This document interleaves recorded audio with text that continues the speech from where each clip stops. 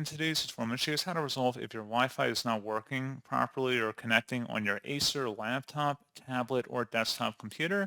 So this should hopefully be a pretty straightforward process, guys, on how to resolve it. And without further ado, let's go ahead and jump straight into it.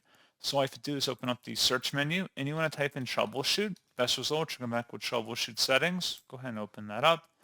Over on the right, you want to scroll down and select additional troubleshooters. And underneath Get Up and Running, select the Internet Connection Troubleshooter and the Run Troubleshooter option. And then give us a moment here to begin. And then hopefully it would identify and resolve the problem. If not, you can open up the search menu and type in CMD. Best result should say Command Prompt. Right-click on it and run as administrator. If you receive a user account control prompt, select Yes.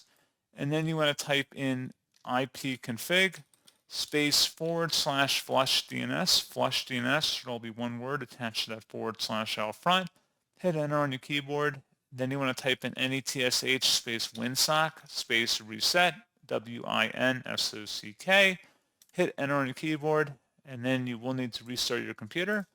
And then one final thing, if you're still having a problem, you can unplug or disconnect your router and then plug it back into the wall. I would normally wait about 30 seconds at least to do that.